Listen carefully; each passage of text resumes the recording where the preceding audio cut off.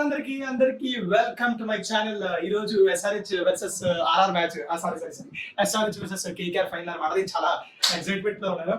Touch చేసుకుని T20 match గురించి మాట్లాడుతున్నాను. So but whatever, SRH versus RR match ఏవైతే మనం జరిగిందో క్వాలిఫైర్ 2, అది చూసి మైండ్ బ్లాక్ అయిపోయింది అనమాట.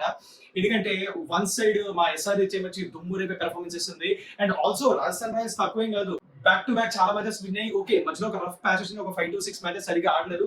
బట్ కాకపోయినా ఎస్ఆర్హెచ్ నా ఫేవరెట్ యాక్చువల్లీ. బట్ ఆర్ఆర్ ని తక్కువ తీసి నేను ఆబ్వియస్లీ ట్రీట్ చేయాలా, ఎందుకంటే ఆర్ఆర్ యొక్క బ్యాటింగ్ స్ట్రెంత్ ఏమైతే ఉందో in the middle order mainly. Jos Buttler exit అయిపోయిన తర్వాత ఆబ్వియస్లీ వాక్యూమ్ అనేది క్రియేట్ అయింది. బట్ స్టిల్ నాకు తెలిసి వాళ్ళ మిడిల్ ఆర్డర్ ఇంకా చాలా స్ట్రాంగ్ అని నేను ఇప్పటికీ ఫీల్ అయ్యాను అనమాట. ఎందుకంటే ఫస్ట్ వచ్చేసి యశ్వి జైస్వాల్ అసలు బ్లాస్టింగ్ ఓపెనర్ అనమాట. అందరికీ తెలుసు తన I can say 2 years నుంచి కన్సిస్టెంట్, 1 year నుంచి కన్సిస్టెంట్ పర్ఫార్మెన్స్, 1.5 year నుంచి, అండ్ ఆల్సో ఇంటర్నేషనల్ టీమ్ లో selected, and also T20 world cup squad 2024 లో కూడా అతను సెలెక్టెడ్ అనమాట. So Jaiswal obviously brilliant opener. I can say Samson proven player, ఈ సీజన్ చాలా బాగా ఆడాడు. ఈ మ్యాచ్ లో ఆయన అవసరం అయితే ఎక్కువ ఉంటుంది అనమాట. నెక్స్ట్ వచ్చేసి రియాన్ పరాగ్, వండర్ఫుల్ అగైన్. ఈ సీజన్ అనేది అతను చాలా బాగా పెర్ఫార్మ్ చేశాడు. ప్రీవియస్ సీజన్స్ లో సరిగ్గా పెర్ఫార్మ్ చేయలేకపోయినా ఈ సీజన్ లో he's one of the top key player for Rajasthan Royals, as well as he's one of the highest scoring person అనమాట ఈ సీజన్ లో టోటలీ. సో ఆ తర్వాత ధ్రువ్ జురేల్ వండర్ఫుల్ పెర్ఫార్మెన్స్ చాలా వాడాడు అనమాట. ఆ తర్వాత Hetty Shimron Hetmyer is a wonderful player. I mean middle order, lower middle order లో ఫెంటాస్టిక్. ఆ తర్వాత Powell is again very good finisher. I can say Ashwin కూడా బాగా బ్యాటింగ్ ఆడాడు. ఓవరాల్ చూసుకుంటే బ్యాటింగ్ స్ట్రెంత్ అల్టిమేట్ బాగుంది. ఈవెన్ ఒక 170, 118 కూడా ఈజీగా చేస్ చేసే ఒక టీమ్ అని నేను చెప్పుకోవచ్చు. Coming to bowling of Rajasthan Royals, అక్కడ 5 బౌలర్స్ తీసుకున్నారు అనమాట. ఓన్లీ 5 బౌలర్స్ తోనే రాజస్థాన్ రాయల్స్ ఆడింది అనమాట. 5 బౌలర్స్ లో అందులో 3 వరల్డ్ క్లాస్ బౌలర్స్ అనమాట. Highly experienced world class bowlers 3, 2 good bowlers, మంచి బౌలర్స్ అనమాట. Trent Boult wonderful guy with new ball, and Ashwin గురించి చెప్పనక్కర్లే, చహల్ గురించి కూడా చెప్పనక్కర్లే. Next Avesh Khan, brilliant performance. Even qualifier 2 లో కూడా అమేజింగ్ పర్ఫార్మెన్స్ అనమాట. డెత్ బౌలింగ్ చాలా బాగా వేసాడు. ఆఫ్ కోర్స్ కొంచెం కొట్టించుకుంటాడు, బట్ స్టిల్ ఫైన్, బాగా వేసాడు bowling. Sandeep Sharma very good bowler. Actually Sandeep Sharma చాలా మంది T20 స్క్వాడ్ లో రిజర్వ్ కింద అట్లీస్ట్ తీసుకుంటారా బాబు, రిజర్వ్ వాళ్ళు మెయిన్ స్క్వాడ్ లో తీసుకుంటారా బాబు అని చాలా మంది చెప్పినా కూడా తీసుకోలేదు. But Sandeep Sharma is a very good bowler again. So 5 bowlers తోని మంచి bowling attack, 3 world class bowlers తో Rajasthan Royals even with batsmen 180 కూడా ఈజీగా చేస్ చేసుకునే లెవెల్ ఉందన్నమాట. కాకపోతే ఇక్కడ ఏం జరిగిందంటే ప్యాట్ కమిన్స్ మ్యాజిక్ తోని మొత్తం తారుమారు అయిపోయింది అనమాట. సో ఇప్పుడు ఏం జరిగిందంటే స్టార్టింగ్ మన వాళ్ళు వచ్చేసి ఊపేస్తారు అనమాట. తెలుసు కదా, సన్ రైజ్ వచ్చామా, ఊపేమా, వెళ్ళిపోయామా. మాక్సిమం ఆడితే 20-25 బాల్ కన్నా ఎక్కువ ఎవరు ఆడు. ఇప్పుడు అవ్వదు అనమాట పరిస్థితి. నువ్వు 60 కొడతావా, 70 కొడతావా, 10 బాల్ లోపే కొట్టు, అంతే. ఇది పరిస్థితి అనమాట. స్టార్టింగ్ చాలా బాగా ఓపెనింగ్, అభిషేక్ శర్మ 6 కొట్టి తర్వాత అవుట్ అయిపోయాడు. ఆబ్వియస్లీ అగ్రెసివ్ ప్లేయింగ్, అదే మన బ్రాండ్ ఆఫ్ క్రికెట్ ఏమైతే ఉందో ఈ సీజన్ లో పర్టికులర్లీ అగ్రెసివ్ గా ఆడేసి అవుట్ అయిపోయారు అనమాట. ట్రావిస్ హెడ్ కొంచెం అంత దూకుడుగా ఆడకుండా కొంచెం నెమ్మదిగా ఆడి తర్వాత కొట్టడం అనేది స్టార్ట్ చేశారు అనమాట. మంచి విషయమే. అల్టిమేట్ ఏంటంటే త్రిపాఠి అల్టిమేట్ గా ఆడాడు. అసలు చాలా మంచి స్ట్రైక్ రేట్ తో, I think almost 230-240 strike rate తో ఆడాడు అనమాట. అసలు మైండ్ బ్లాక్, చాలా అద్భుతంగా కేకరగా ఆడాడు అనమాట. సో అది మనకి మెయిన్లీ ఆ పవర్ ప్లే లో మంచి స్కోర్ రావడానికి మెయిన్ రీజన్ త్రిపాఠి. తర్వాత అన్ఫార్చునేట్లీ స్లో బాల్ కి అవుట్ అయ్యేది, అది సో మచ్ అన్ఫార్చునేట్. లేదంటే అతను వెళ్ళే జోరు చూస్తుంటే 50-60 ఈజీ కూడా అసలేమో అని అనుకున్నాను. ఆ తర్వాత వచ్చిన Aiden Markram flop. Okay, Aiden Markram I think మధ్యలో చాలా మ్యాచెస్ మిస్ అయ్యాడు, అండ్ తర్వాత he's back to the team because Aiden Markram ఒకప్పుడు కెప్టెన్, ప్రీవియస్ సీజన్ కి కెప్టెన్, అండ్ ఆల్సో SI20 లో సౌత్ ఆఫ్రికన్ T20 లీగ్ అక్కడ Sun Rise Eastern Cape, if I'm not wrong, 2 సార్లు గెలిచింది. అందులో కెప్టెన్ మన Aiden Markram. So he's one of the key person అనమాట team కి. ఐడెన్ మాక్రమ్ లాంటి ఒక పర్సన్ టీమ్ కి అవసరం, ఎందుకంటే హీస్ గుడ్ బ్యాట్స్మెన్ కూడా మరీ దుమ్ దామ్గా ఆడకుండా కొంచెం బ్యాలెన్స్డ్ గా ఆడతాడు అనమాట. కొంచెం కేర్ఫుల్ గా ఆడి, బ్యాలెన్స్డ్ గా ఆడి యాంకర్ రోల్ ప్లే చేసుకుని ఇన్నింగ్స్ ముందు తీసుకెళ్తాడు అనమాట. And also he's off spin bowler, అంటే పార్ట్ టైమే, అంటే he's not a main stream bowler, but అప్పుడప్పుడు పార్ట్ టైం బౌలింగ్ కూడా వేస్తాడు అనమాట. Okay, so Aiden Markram flop అయ్యాడు అన్ఫార్చునేట్లీ. ఆ తర్వాత క్లాసన్ ఆబ్వియస్లీ హాఫ్ సెంచరీ కొట్టినట్టు I believe, but almost he played wonderful innings. అసలు ఐ థింక్ ఒకనొక టైంలోని 120 రన్స్ కి మనం ఆల్మోస్ట్ 5-6 వికెట్స్ కోల్పోయాం. ఆ తర్వాత 120 నుంచి 100 ఆల్మోస్ట్ 60 ప్లస్ 170 వరకు వెళ్ళిందంటే చాలా గొప్ప విషయం. అది దట్ 170 అనే మ్యాజికల్ నెంబర్ క్రాస్ అవడం అనేది, అది కూడా క్వాలిఫైర్ 2 లో, అది కూడా ఒక నాకౌట్ మ్యాచ్ లో చాలా చాలా చాలా ఇంపార్టెంట్ అనమాట. ఆ తర్వాత ఏమైందంటే okay fine, decent score defend చేయగలం, కానీ వాళ్ళ దగ్గర ఏంటంటే ప్రాబ్లమ్ స్పిన్ బౌలర్స్ మెయిన్ గా లేరని నేను అప్పుడు అనుకున్నాను. ఎందుకు, బికాస్ సెకండ్ ఇన్నింగ్స్ స్టార్ట్ అయ్యే ముందు మాక్సిమం షాబాజ్ ఇంపాక్ట్ కింద వచ్చాడు. ఎందుకంటే ఆబ్వియస్లీ వికెట్స్ టక్ పడిపోవడం వల్ల ఇంకా షాబాజ్ ఇంపాక్ట్ గా తీసుకొచ్చి కొంచెం బ్యాటింగ్ చేద్దాం అని వాళ్ళు తీసుకొచ్చారు అనమాట. అది మనకి మంచిదైంది. అది ఎందుకంటే అతను బౌలింగ్ లో కూడా ఉపయోగపడ్డాడు. అది నేను మాడతాను ఇప్పుడు. మెయిన్ థింగ్ ఏంటంటే మన బౌలింగ్ అటాక్ వచ్చేసరికి మనం పేస్ బౌలింగ్ లో చాలా స్ట్రాంగ్. యాక్చువల్లీ ఆడుతుంది Chennai pitch. Okay, Rajasthan Royals అక్కడ మీరు చూసుకుంటే అశ్విన్ హోమ్ గ్రౌండ్ అది. అశ్విన్ నాకు తెలిసి 100 కాదు 500-600 మ్యాచ్ ఆడుంటాడు అక్కడే. ప్రాక్టీస్ అయినా టీఎల్పీఎల్ లీగ్ అయినా ఇదేనా అదేనా చాలా ఆడుంటాడు అనమాట. సో అశ్విన్ కి ఆబ్వియస్లీ అడ్వాంటేజ్ మన కామ్ కథ వేస్తే మాక్సిమం ఒక 3 వికెట్లు తీసుకుని మినిమం తీసుకుని 3 వికెట్లు డౌట్ లేదు అని నేను కూడా అనుకున్నా. కానీ అశ్విన్ ఒక్క వికెట్ కూడా తీసుకోవాలి. అశ్విన్ చాహాలి ఇద్దరు కొట్టించుకున్నారు అనమాట, దారుణంగా కొట్టించుకున్నారు అనమాట, మామూలుగా కాదు. ఓకే, ఇప్పుడు చేసింగ్ లోకి వద్దాం. స్టార్టింగ్ ఐ థింక్ నేను ఒక పవర్ ప్లే లో మినిమం ఒక 60-70 రన్స్ వెళ్తే రాజస్థాన్ రాయల్స్ డెఫినెట్లీ ఛాన్స్ ఉంటే ఛాన్స్ గా డెఫినెట్లీ విన్ అవుతుంది. వాళ్ళకున్న బ్యాటింగ్ డెప్త్ కానీ లోవర్ మిడిల్ ఆర్డర్ కానీ మన ఎలిమినేటర్ లో ఆడిన విధానం కానీ ఈవెన్ ఎలిమినేటర్ కూడా చాలా కష్టపడుతూ ఆడి వాళ్ళు గెలిచారు అనమాట, లోవర్ మిడిల్ ఆర్డర్ బాగా ఆడటం వల్ల. సో అదే విధంగా వాళ్ళు కూడా ఈ క్వాలిఫైడ్ 2 లో కూడా ధూమ్ధామ్ ఆడేసి విన్ అయిపోతారులే పర్లే. కానీ ఒక పవర్ ప్లే లో 50-60 రన్స్ వస్తే ఈజీ చేసి వాళ్ళకి అని నేను కూడా అనుకున్నా. బట్ టీకేసీ అనే ఒక player, I think England player, తను చాలా మటుకు ఐ థింక్ కండిషన్స్ ని సరిగ్గా అసెస్ చేయకుండా కొంచెం పానిక్ అయ్యాడో, లేదంటే వెదర్ కండిషన్స్ వల్ల ఈ హ్యూమిడిటీ వల్ల తట్టుకోలేకపోయాడో చాలా లో స్ట్రైక్ రేట్ తో ఆడి ఆ తర్వాత అవుట్ అయిపోయాడు అనమాట. చాలా మటుకు టీకేసీ వల్లే పవర్ ప్లే దొబ్బింది అని చాలా మంది ఫిక్స్ అయిపోయారు. కానీ ఆ తర్వాత భువనేశ్వర్ కుమార్ ఓవర్ లో ఏమైతే రికవరీ జరిగిందో I think 17-18 runs Yashvi Jaiswal recovery చేశారు అనమాట. ఆ రికవరీ మాత్రం ultimate. Rajasthan Royals back to power play లో ఎంతైతే ఒక 50-60 మైండ్ లో పెట్టుకుని వచ్చారో అది ఆల్మోస్ట్ ఫినిష్ చేశారు అనమాట. సంజు శాంసన్ వచ్చి 1 డౌన్. ఆ టైంకి ఐ థింక్ పవర్ ప్లే లో స్కోర్ ఒక 60 వరకు వెళ్ళింది అనమాట. ఓకే, చాలా వాడతారు. ఓకే, పవర్ ప్లే ఆల్మోస్ట్ వాళ్ళు అనుకున్న స్ట్రైక్ రేట్, వాళ్ళు అనుకున్న ఎకానమీ రేట్ లో వెళ్ళింది. ఆల్మోస్ట్ 9-10 దగ్గరలోనే వాళ్ళు పెట్టుకున్న బ్రాకెట్. ఇలాగే వెళ్తే కొంచెం లోవర్ మిడిల్ ఆర్డర్ మీద ప్రెషర్ తగ్గి మనం ఆటోమేటిక్ గా ఒక 6.5-7 తోని రన్ రేట్ మెయింటైన్ చేసుకుంటూ వెళ్తే అట్లీస్ట్ బై కమ్స్ సెకమ్ ఒక 4-5 or 6 వికెట్స్ తో మనం గెలిచేస్తాం ఆ రాజస్థాన్ రాయల్స్ కూడా అనుకున్నారు. బట్ అక్కడ ట్విస్ట్ అనమాట. ఈ ట్విస్ట్ మాత్రం అల్టిమేట్. నేను కూడా చూస్తున్నా అసలు ఏంటి ఇలా కొట్టించుకున్నారు, ఇప్పుడు ఏంటి నెక్స్ట్ ప్లాన్స్ ఏంటి అంటే మన ప్యాట్ కమిన్స్ మామ బౌలర్ తీసుకొచ్చాడు షాబాజ్ అహ్మద్. ఆబ్వియస్లీ షాబాజ్ అహ్మద్ చాలా మంది పార్ట్ టైం బౌలర్ అంటారు, కానీ హీస్ ఎ బౌలింగ్ ఆల్రౌండర్, అందరికీ తెలుసు. సో నేను సర్ప్రైజ్ అవ్వలే.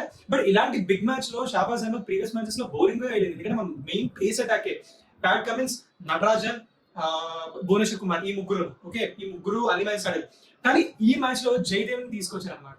జయదేవ్ ఉన్నట్టు కానీ నేను తీసుకొచ్చానంటే depth bowling and also he's one of the experienced bowler. నేను ఏమొచ్చి మెయిన్లీ మన నలుగురు పేసర్లు పట్టుకుని మనం పేస్ గేమే ఆడబోతున్నాం. ప్లస్ నితీష్ రెడ్డి కూడా ఉన్నాడు by the way, he can also bowl maybe అని నేను అనుకున్నా before starting of the match. So అంటే టాస్ అయినప్పుడు ఆల్మోస్ట్ ఒక 5 పేస్ బౌలర్స్. సో మన అటాక్ అంతా పేస్ అటాకే, స్పిన్ లేదు అని నేను కూడా అనుకున్నా. బట్ అక్కడ ఏదో surprise, I don't know. Part time bowlers అయినా షాబాజ్ వచ్చాడు. షాబాజ్ రాగానే ఇమీడియట్లీ అదే ఓవర్ లోనే జైస్వాల్ వికెట్ పోయింది అనమాట. ఇక్కడతో కొంచెం ప్రెషర్ స్టార్ట్ అయింది. Okay, but still 200 strike rate తో తను చేయాల్సిన పని చేసి వెళ్ళిపోయాడు. ఆ తర్వాత నెక్స్ట్ ఓవర్ ఇంకొక సర్ప్రైజ్, అభిషేక్ శర్మ. నేనైతే ఆబ్వియస్లీ అభిషేక్ శర్మ బౌలింగ్ చేయడం ఈ రీసెంట్ ఫ్యూ మ్యాచెస్ అయితే నేను చూడలేదు, ఎందుకంటే మనం పేస్ బౌలింగ్ చేసేవాళ్ళం అనమాట. కానీ అభిషేక్ శర్మ తీసుకొచ్చే ప్యాట్ కమిన్స్ సడన్ గా ఏమైనా తెలియదు, ఈ పిచ్ లో ఏమైనా తెలియదు, బాల్ టర్న్ అవ్వడం స్టార్ట్ అయింది. బాల్ చాలా భయంకరంగా టర్న్ అయింది. ఫస్ట్ ఇన్నింగ్స్ లో టర్న్ అవ్వలే, అశ్విన్ కి యూజీకి టర్న్ అవ్వలే, షాబాజ్ కి అభిషేక్ శర్మ కూడా టర్న్ అయిపోయింది.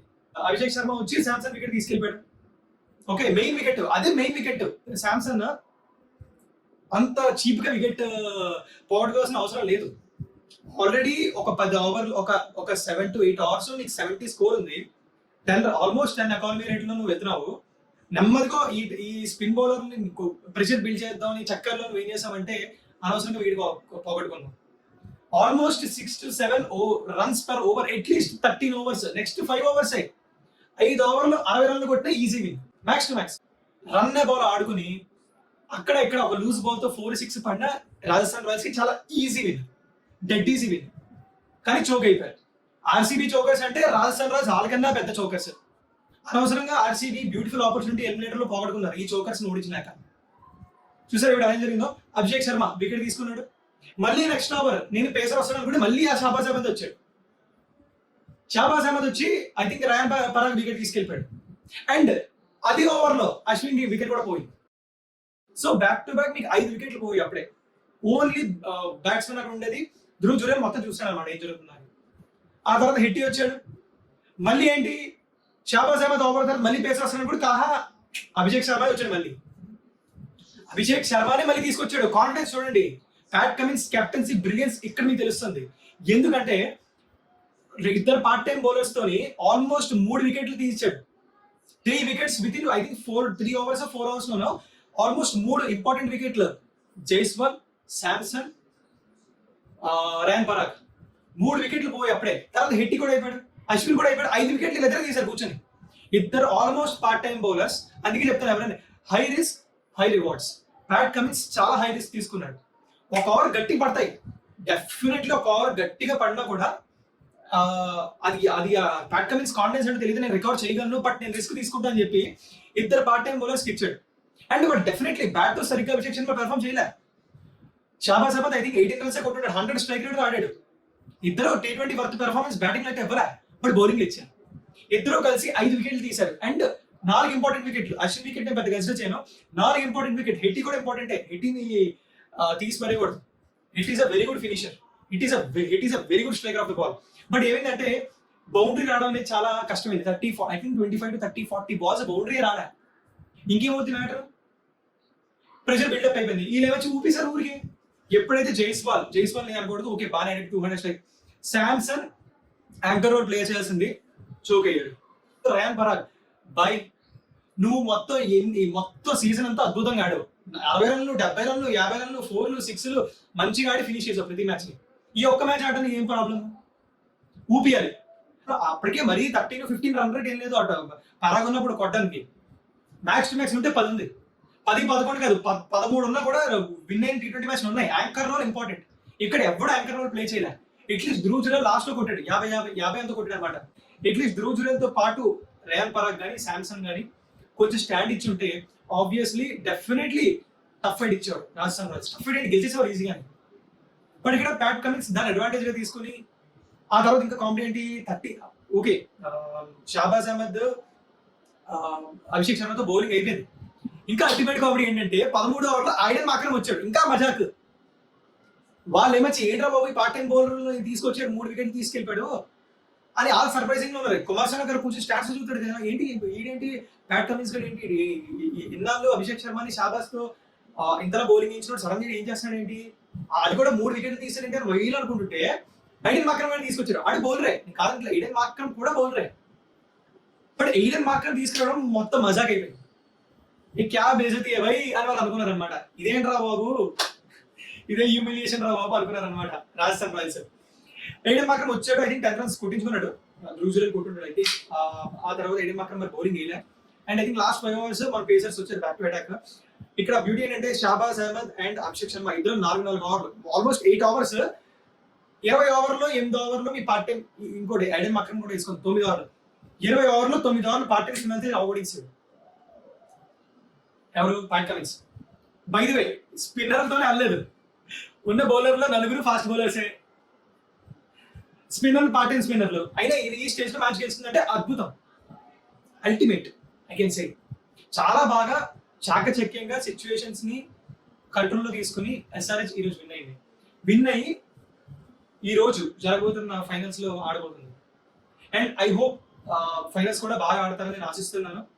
ఐ కెన్ సే ఇప్పుడు ఫైనల్స్ గురించి మాట్లాడితే కేకేఆర్ ఎస్ఆర్హెచ్ ఇద్దరిలో నా పరంగా strong team, batting bowling balance అన్ని చూస్తే కేకేఆర్. ఓన్లీ ఇప్పుడు ఎస్ఆర్హెచ్ విన్ అవ్వాలంటే ఎస్ఆర్హెచ్ కొంచెం మైండ్ గేమ్ ఆడి కొంచెం ప్లానింగ్ చేయాలి, కొంచెం బెటర్ గా ప్లాన్ చేయాలి. కేకేఆర్ ఓడించాలంటే కొంచెం బెటర్ గా ప్లాన్ చేయాలి. ఎందుకంటే స్కోర్ తో వీళ్ళు కొట్టలేం. 200 చేసిన ఇక్కడ 200 కొట్టే వాళ్ళు ఉన్నారు. ఎందుకంటే Sunil Narayan ultimate form, రెమనుల్లా Gurbaz అతను ఓపెనరే. మొన్న క్వాలిఫైర్ లో చాలా బాగా Gurbaz, Sunil Narayan, Venkatesh Iyer, one down, Shreyas Iyer, Russell, Rinku, Kuldeep Yadav. I think ఇంతవరకు బ్యాటింగ్ అయితే ఈజీగా అయిపోద్ది. కుల్దీప్ యాదవ్ కూడా కొంచెం బ్యాటింగ్ చేస్తాడు. ఈ బౌలింగ్ అటాక్ లోకి వస్తే అక్కడ స్టార్క్ మామ, ఇక్కడ కమిన్స్ అంటే ఎంట షివరింగో, అక్కడ కేకేఆర్ స్టార్క్ అంటే డబల్ షివరింగ్. ఎందుకంటే క్వాలిఫైర్ 1 లోనే పవర్ ప్లే లో గేమ్ అవగొడిసాడు. 2 ఇంపార్టెంట్ వికెట్లు తీసుకుని, 2 కాదు 3. But 2 important opener SRH drawback ఏంటంటే ఓపెనర్ వికెట్లు పవర్ ప్లే కాదు, 3 ఓవర్లో పోతే మ్యాచ్ ఖతం, బతికించాడు ఎవరు లేడు. ఎవరి మీద highly dependent on opener sir. Openers 40 నుంచి 50 రన్లు కొట్టకపోతే టీం ఖతం. పవర్ ప్లేలోనే అయిపోయింది మ్యాచ్. మొన్న క్వాలిఫైర్ వరకు మీరు చూసారు, పవర్ ప్లేలోనే మ్యాచ్ అయిపోయింది. మ్యాచ్ పవర్ ప్లేలోనే ఖతం, ఇంటికి వెళ్ళిపోవడమే. అలాగే జరిగింది. సో ఇప్పుడు కూడా వాళ్ళ మెయిన్ ప్లాన్ ఏంటంటే స్టార్క్ వచ్చి పవర్ ప్లేలో వికెట్స్ తీస్తే KKR will be in the game. And Travis head ఎక్కువ స్టార్క్ అవుట్ అయ్యాడు. స్టార్క్, వరుణ్ చక్రవర్తి, సునీల్ నారాయణ్, ఇలాంటి బౌలింగ్ అటాక్ కుల్దీప్. ఎందుకంటే మీరు ఈ రోజు కూడా మ్యాచ్ చెపాక్, ఇంకోటి గమనించారు, ఈ రోజు మ్యాచ్ కూడా చెపాక్ లోనే. ఆ టర్న్ ఏవైతే పార్ట్ టైం బౌలర్స్ తో గెలిపించారో ఇక్కడ ఫుల్ టైం కాదు, వరల్డ్ క్లాస్ బౌలర్లు ఉన్నారు. సునీల్ నారాయణ్, కుల్దీప్ యాదవ్, వరుణ్ చక్రవర్తి. ఓకే, ఇక్కడ చూస్తే world class bowler, ultimate world class number 1 అని చెప్పుకో స్టార్క్.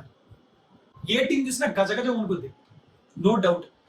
సో ఇలాంటి స్ట్రాంగ్ టీంతో ఎస్ఆర్ చెప్పిన పక్క ప్లానింగ్ తోనే రావాలి, ప్లాన్ తోనే కొట్టాలి. సో ఒకవేళ గెలిస్తే కేకేఆర్ కి ఇది 3rd ట్రోఫీ, ఎస్ఆర్హెచ్ కి 2nd trophy. But it's wonderful man and fantastic. ఈ రోజు మనం చూస్తాం ఏంటంటే Gambhir versus Pat Cummins. Gambhir ఎక్కడ తగ్గడు, గంభీర్ అక్కడ ట్రోఫీస్ గెలిచాడు. ఇక్కడ ప్యాట్ కమిన్స్ ఓటమి అంటే ఏంటో అరగనోడే. 2023లో 2 ఐసీసీ ట్రోఫీలు, ఒకటి వరల్డ్ టెస్ట్ ఛాంపియన్షిప్, ఇంకోటి ఐసీసీ వరల్డ్ కప్. ఇక్కడ ఓటమి ఎరగనోడు, అక్కడ కూడా ఓటమి అంటే ఏంటో తెలియనోడే. వీళ్ళిద్దరు ఇప్పుడు ఆడుతున్నారు అనమాట. వీళ్ళిద్దరు బ్రెయిన్ తో ఆడతారు, వీళ్ళిద్దరు ఎక్కడ ప్యానిక్ అవ్వరు, సిచ్యువేషన్స్ తో ఆడి మైండ్ తో ఆడతారు. సో చాలా ఇంట్రెస్టింగ్ ఉండబోతుంది ఈరోజు ఫైనల్. నేనైతే చాలా ఎక్సైటెడ్ గా ఉన్నా. ఏం లేదు, మెయిన్లీ ఎస్ఆర్హెచ్ ఒకవేళ గెలవాలి అంటే చాలా స్టార్ట్ గొప్పగా ఉన్నా వికెట్లు పోగొట్టకుండా బాగా తీసుకెళ్తే క్లాస్ ఒక 14th to 15th ఓవర్లో వస్తే అతనికి ఒక 5 ఓవర్స్ వర్కౌట్ అయ్యి స్కోర్ 200+ వరకు వెళ్ళొచ్చు. 200+ అయితే ఒకవేళ ఎస్ఆర్హెచ్ బ్యాటింగ్ చేసే స్కోర్ 200+ అయితే ఎస్ఆర్హెచ్ కి విన్ అయ్యే ఛాన్స్ చాలా ఎక్కువ ఉన్నాయి. ఎందుకంటే బౌలింగ్ అటాక్ తో something we can do. But KKR as I said batting లో స్ట్రాంగ్, ఎండ్ చేసిన వారు తక్కువే. So it's all about mind game by both the people.